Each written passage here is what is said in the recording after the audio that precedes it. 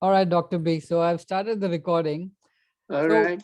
I've known you for, I mean, on and off, maybe for over, I think, 10, 12 years now. I think the first time I saw you was at the AIDS conference in Duke University, at the Duke University.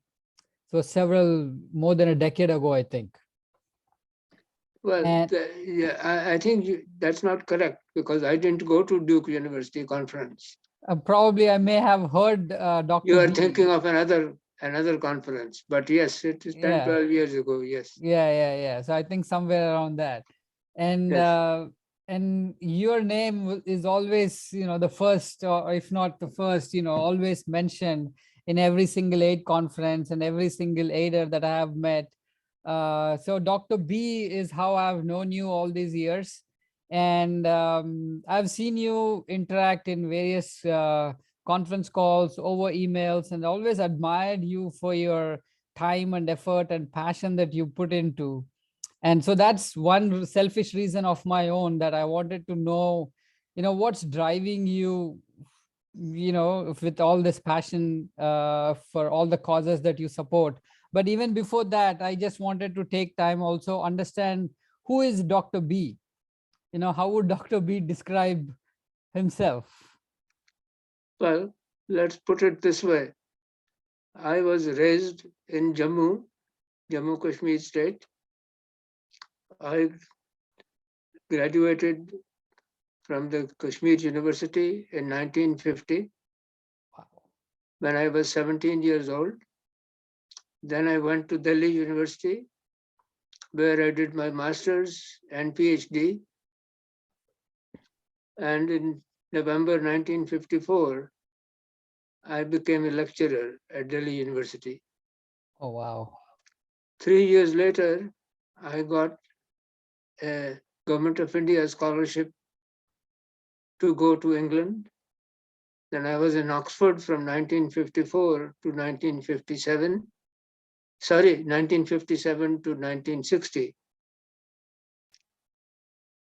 While I was working in the lab in Oxford, there were some visitors from the United States, and we started talking about the work that I was doing.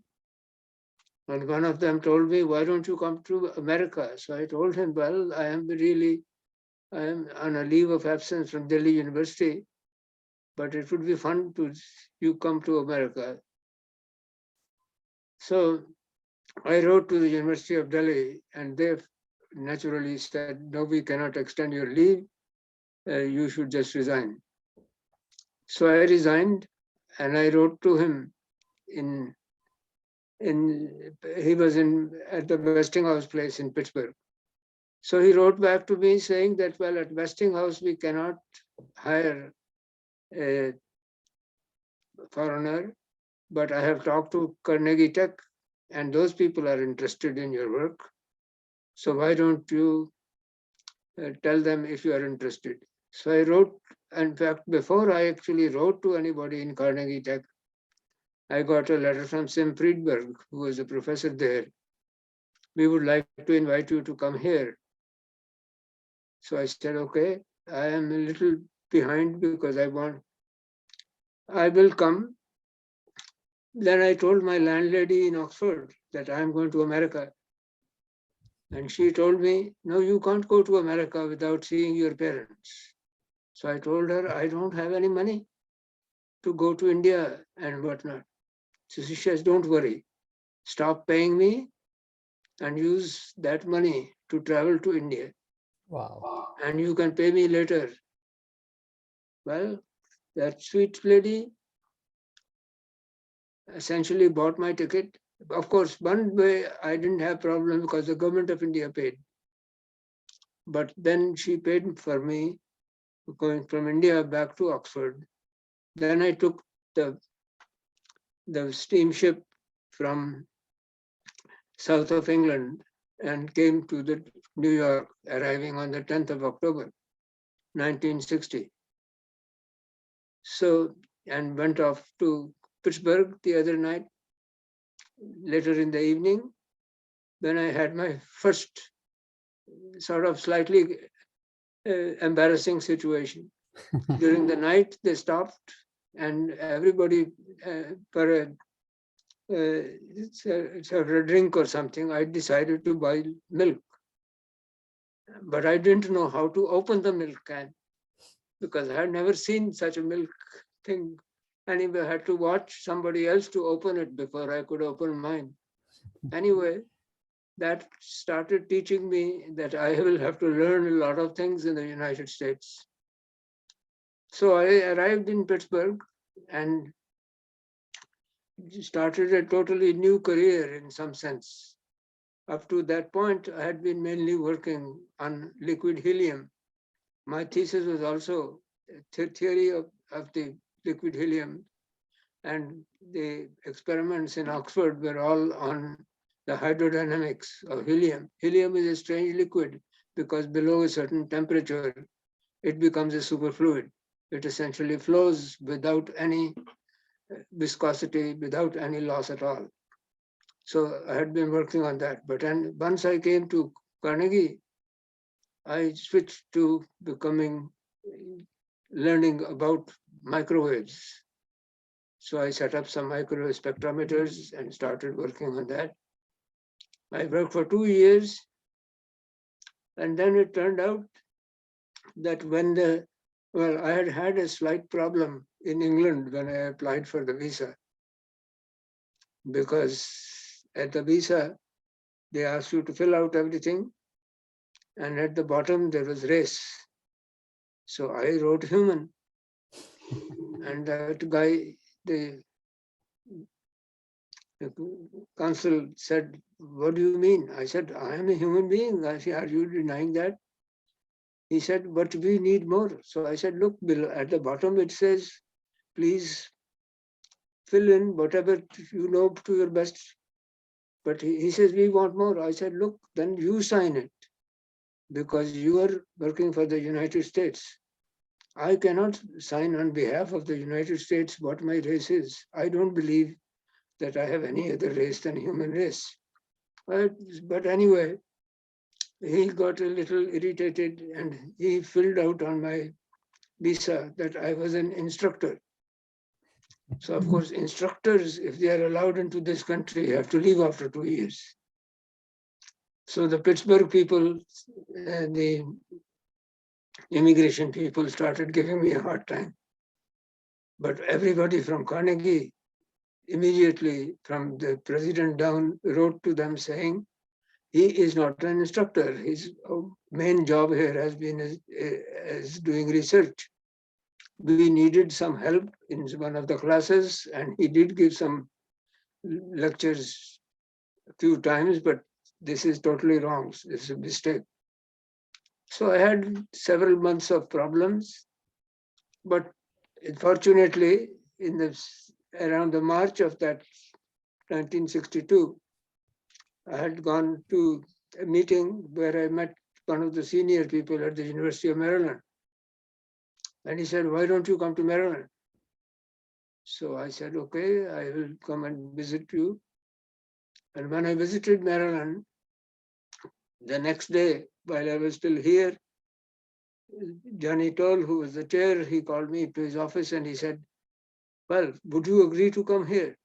I said, "Well, yes, my job there is ending, so I would love to do that, but I have this problem with in immigration." He said, "Don't worry, we'll take care of that."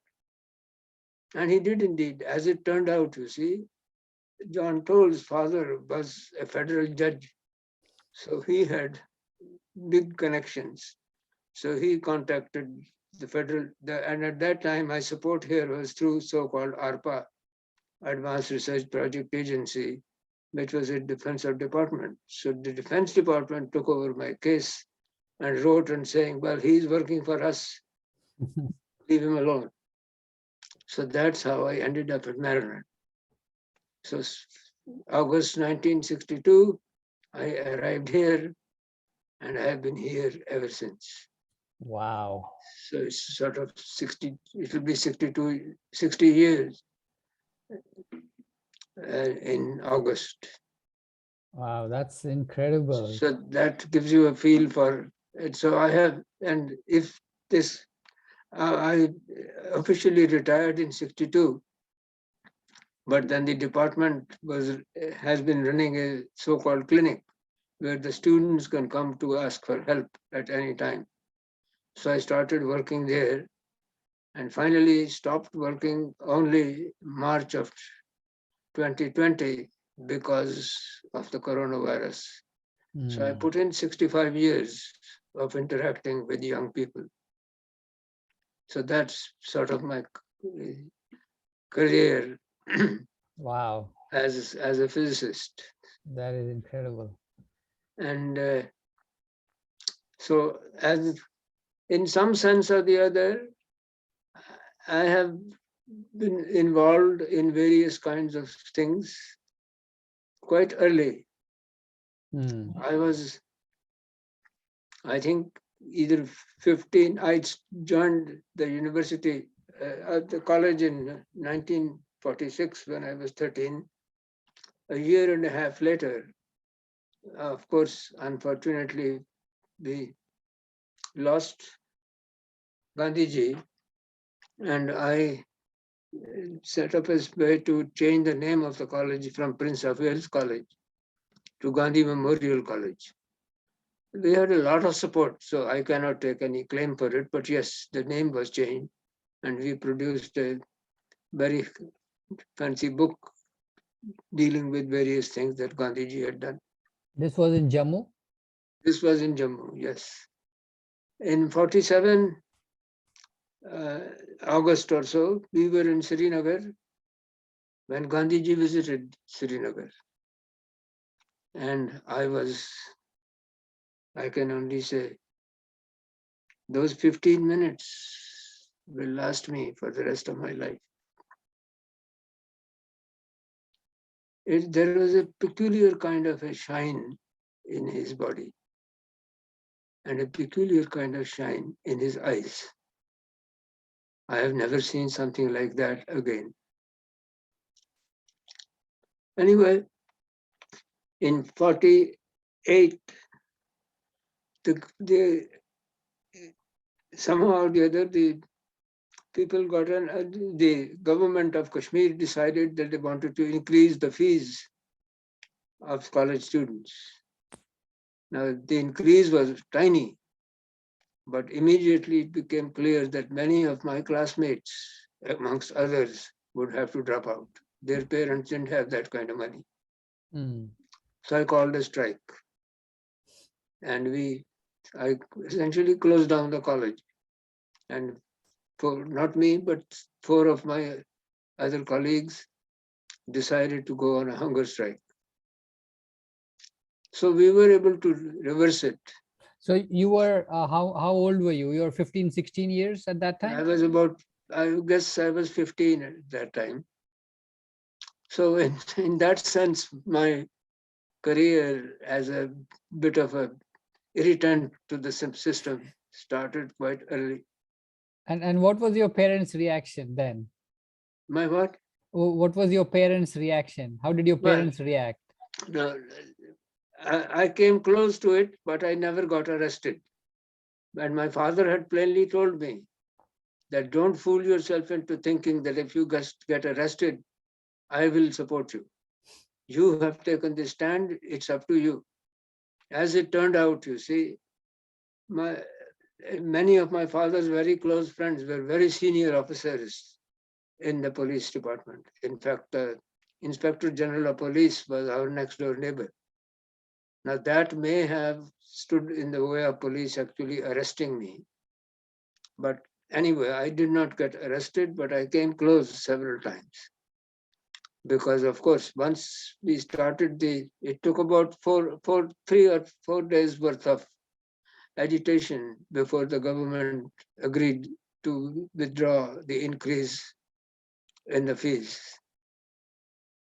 Anyway, so as I said, in 50, I graduated from Kashmir, and it was very funny because I had to get a letter from the from the principal of the college, because it always helps to have that.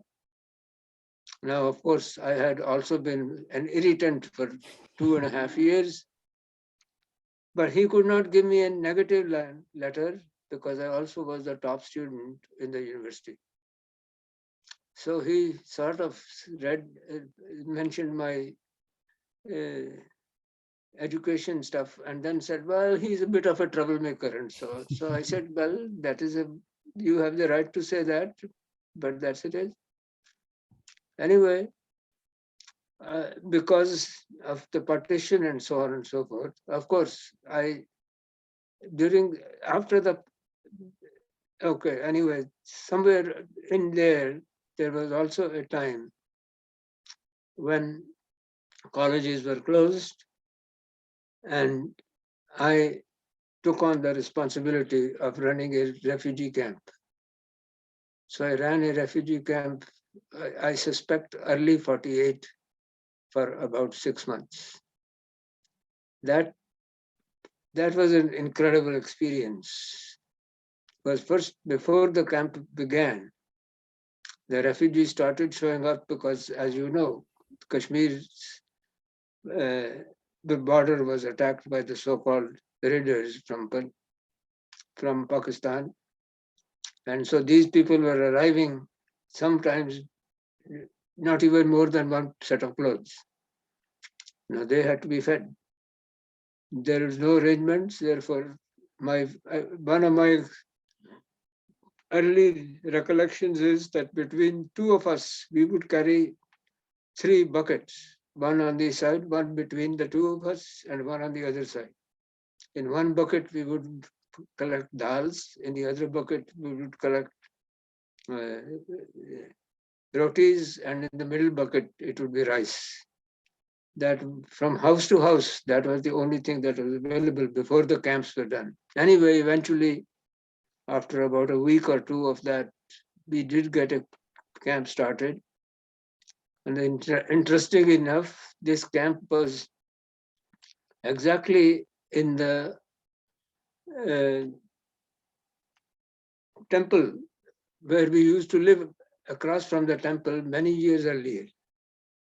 And in fact, when we lived there, I in fact used to go to the Rashtriya Sevang Sangh Shakha in the evening. And that early, we were taught how important it was that we should have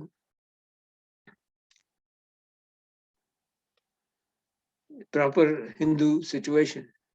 That we would like, 1 second. Yeah. Yes. The song we were asked to sing every day was जो जीवन स्वतंत्र नहीं तो जी करके क्या होगा ऐसे स्वराज से यदि हिंदुत्व न होगा. So I was, although I knew nothing about Hindutva, in some sense, young people like us, 10, 11 years olds, were introduced to the idea of Hindutva in the early 40s. Wow. So I have, in some sense, been aware, and in many, many meetings now, I invariably tell people Hindutva is not something that was born yesterday. It has been with us for my entire life, which is about 78 years. Mm. And obviously, if young people were being taught, uh, in my case, because of Gandhi's influence and the sadness which followed his loss, this disappeared from my mind completely. But more recently, I am reminded again and again that yes, we heard about this long time ago. Anyway, Delhi University, the I had some difficulty getting in because Delhi University was not used to letting any people from outside Delhi into the master's program. Um, at the same time, since I was the top student in Kashmir, Sheikh Abdullah had told me that if you have any problem at all, just let me know. So the only time in my life I have ever had to use something like that was when I found out that the person who had been admitted into me and I was still on the waiting list actually had credentials which were weaker than mine. So I felt clearly this is I'm being discriminated against, so I have the right to use what the Sheikh said. So of course, in those days, trying to make a telephone call was not an easy thing to do. But I succeeded. The call went through, and the next morning I was admitted. So that's how my work at Delhi started. And in some sense, I surprised them.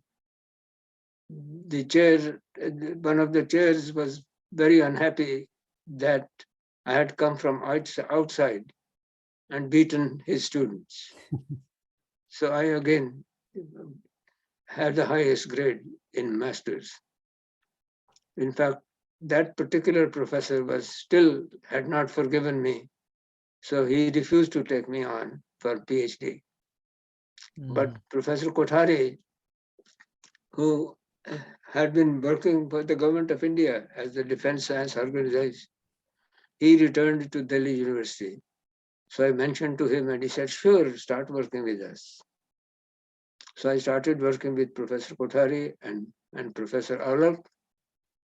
And that was the theory on liquid helium. And within 2 years, I had published enough that Professor Kothari told me, why don't you write your thesis? So I did. And and in those days, and even now, theses in India are sent to a senior person in India, plus in Europe and England. So my thesis was sent to England and to the US, but it was also sent to Professor Bose in Calcutta.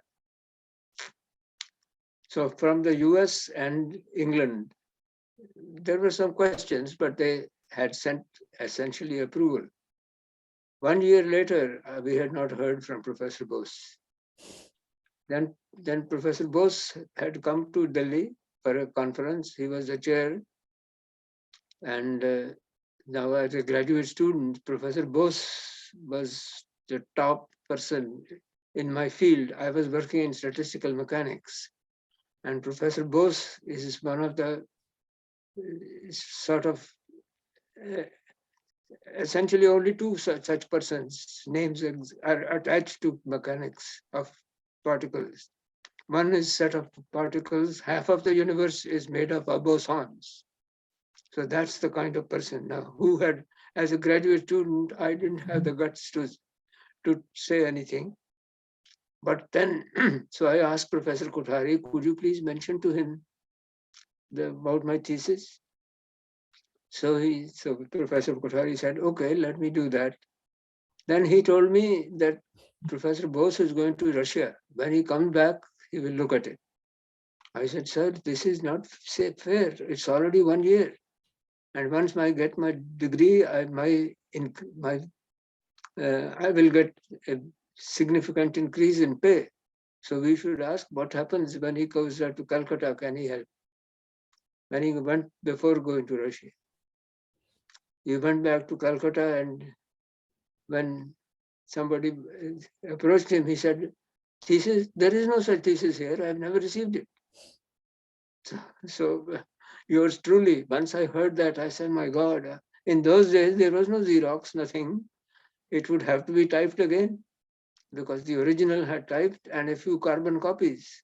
All of those had been distributed. So I said, no, he has it. Just please remind him again.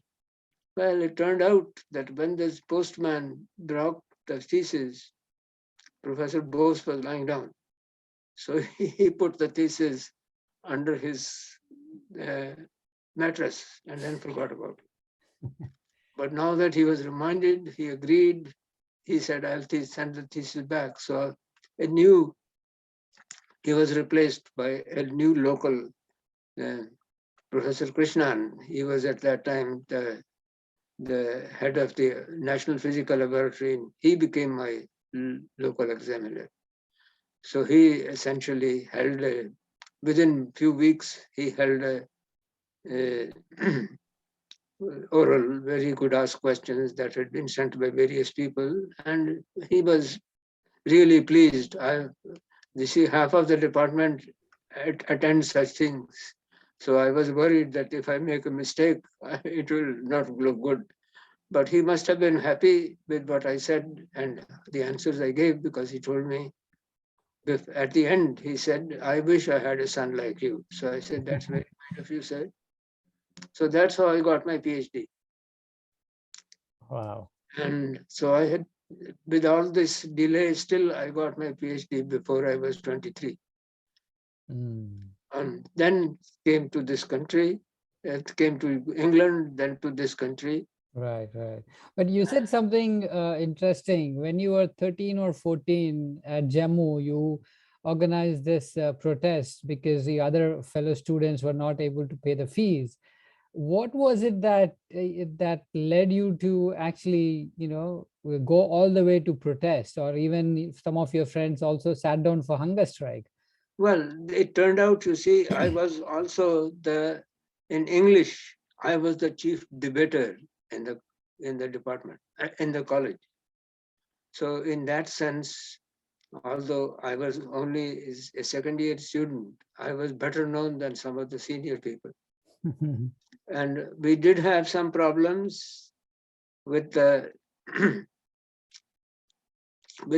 some of the Hindu very cutthroat Hindu students, because they didn't like the way I worked, but they didn't stand in the way. They, funnily enough, the only person who broke the strike was, guess who? My older brother. We were both in the same class. I was more interested in physics. He was more interested in math. But he was the only one who would go to class every day. Of course, nobody met because he was the only student. But anyway, that was the main thing, was that because of my work as a debater, I was relatively well known. So people followed I was not the only one who was the leader. I didn't, in fact, as I said, I did not do the fast myself. The fast was done by some other people, but I was essentially the organizer in a sense. So that's how. Right. So once I got to Delhi University, again, I had a bit of a problem with the system. I was staying in something called Goyer Hall, and the the the the guy who took care of the food for us was a Mr. Sharma. And I began to realize that somehow or the other, we were not getting the food that we deserved. So I told we had a provost, and we also had a Mr. Anandji. He was the sort of second person. So I went to him and I said, I don't like the fact that Mr. Sharma isn't taking care of all the food. So he said, what are you proposing? So I said, let me organize the kids and let me see if by rotation, two of us can go to the shops in the morning and bring the food. So I collected several key people, and he said, if we want to eat better, we had better volunteer. Fortunately, lots of people volunteered. So from then on, of course, I became very unpopular with Mr. Sharma and others, but our food quality improved tremendously. In fact, very recently I discovered that I had totally forgotten that the students, in fact, gave me a couple of books thanking me for starting that. So there also I was a little bit of an irritant to people. Then once I became a professor, a lecturer is a better word. The difference was that because this Goyer Hall was organized by Maurice Goyer, who was an old a Cambridge person. Therefore, the arrangement was that the students sat at the bottom, at the base, and the faculty sat higher up. But I became faculty. I said, sorry, I am not going to do this. The students are just as important to me as the day before I became. So I will sit with the students. Once again, I caused a little bit of a problem to people. And then once I started teaching, I told the kids that they could come to my office at any time. There was no such thing as office hours. And in fact, Professor Kothari heard that I had done this to the students. So he said, I can find you a cloth blackboard type of thing. Would you like that? So I said, yes, that would be very good. So I hung it in my living room where I was living. And so the kids could come to me to discuss physics at any time. And many times they did. So right away, there was some slight opposition from other faculty people that why are you doing this? You are spoiling the children. I said, I'm not spoiling the children. My relationship with them is such that I think they deserve to be able to talk to me at any time they wish. Now I'll have to take 1 minute break. Okay. Sure.